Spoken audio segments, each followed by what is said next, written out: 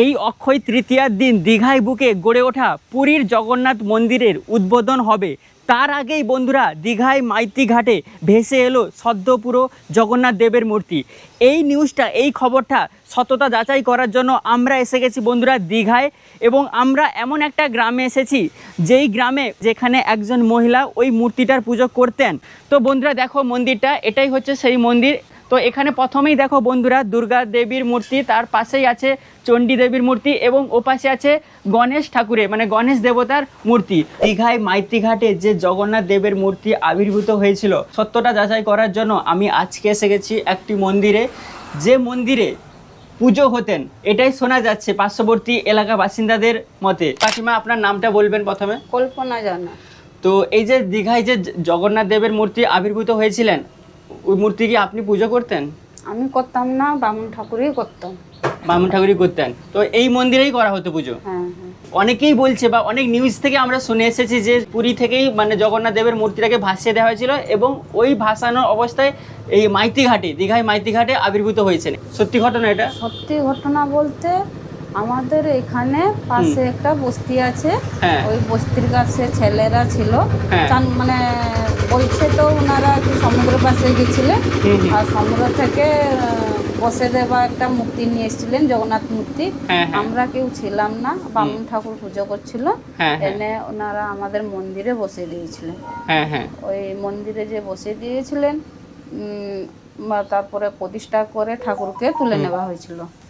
তুলে নেওয়ার পরে তারপরে আমরা যখন জানতে পাই, বামুন ঠাকুর বললো প্রতিষ্ঠা হয়েছে যখন ঠাকুর থাকুন।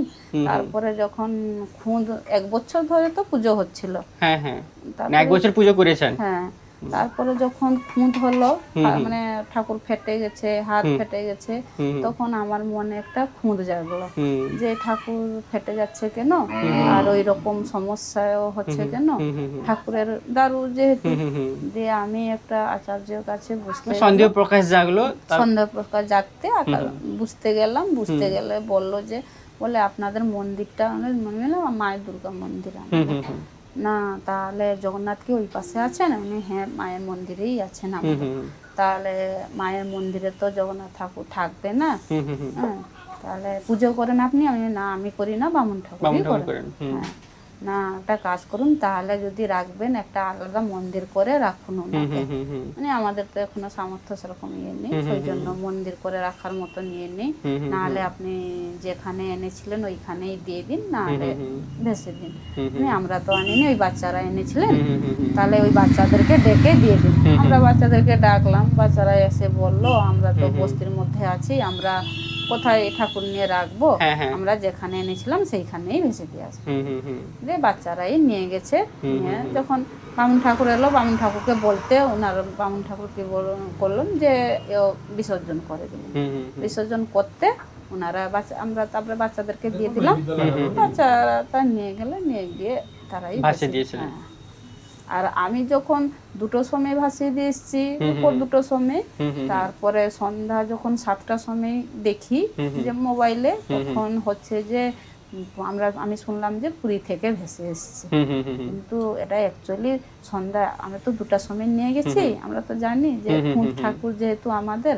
আপনারা যে নিয়ে গেছেন হয়তো গ্রামবাসী অনেকে দেখেছে। হ্যাঁ, অনেকে দেখেছেন। তারপরে এখানে আমাদের পাশেও একটা গ্যাসের দোকান আছে, ওইখানে সিসি ক্যামেরাও আছে, তারপরে আমাদের ফটো আছে মোবাইলে, আপনারা চাইলে দেখাতে।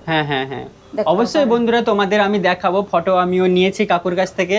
মানে বুঝতে পারলে বন্ধুরা সম্পূর্ণ গুজব নিউজ, মানে সোশ্যাল মিডিয়ায় সদ্যই এখানে দীঘায় যে জগন্নাথ মন্দিরে যে মানে অক্ষয় তৃতীয়ার দিন যে উদ্বোধন হবে, ওই নিউজটাকে একটা মানে কন্ট্রাডিক্ট করে, বুঝতে পারছো, মাইতি ঘাটে যে সদ্য জগন্নাথ দেবের মূর্তি আবির্ভূত হয়েছেন বা ভেসে এলেন, ওই নিউজটা আর এই জগন্নাথ দেবের যে উদ্বোধনের যে নিউজটা, দুটোকে কন্ট্রাডিক্ট করে লোককে একদমই মানে পরিস্ফুটিত করে তোলা হয়েছে যে হ্যাঁ, জগন্নাথ দেব যেহেতু উদ্বোধন হবে এই অক্ষয় তৃতীয়ার দিন, মানে কিছুদিন বাকি আছে, সেই জন্যই হয়তো পুরী থেকে ভেসে এসেছেন জগন্নাথ দেব। পুরো নিউজটাই বন্ধুরা ভুল ভ্রান্ত নিউজ শুনেছো, বুঝতে পারছো তো?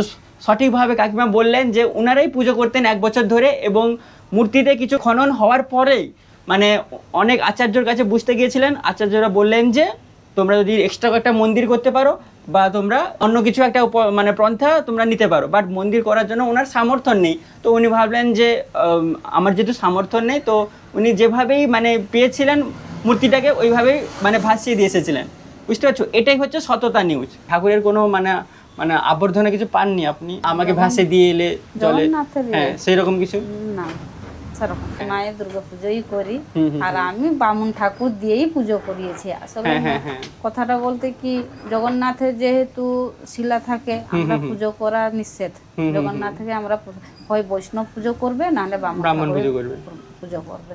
যেহেতু সেই জন্য বামুন ঠাকুরই পুজো করছিল, নাহলে তো আমার মাকে তো আমি পুজো করতাম, ওই আসার পর বামুন ঠাকুরই পুজো করতে, কিন্তু আমি মাকে, আমার মা দুর্গা মাকেই আমি পুজো করতাম। আপনারা তো দেখতেই পাচ্ছেন পুজো করলাম।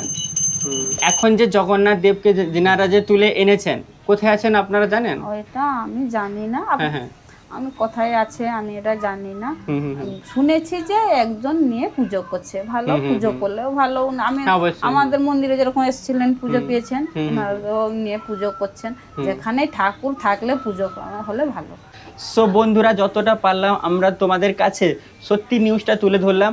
সদ্য এখানে দীঘায় জগন্নাথ মন্দিরের মানে উদ্বোধন হবে, সেই জন্যই নিউজটাকে বেশি ছড়ানোর জন্য এভাবে গুজব ছড়ানো হয়েছে সোশ্যাল মিডিয়ায়।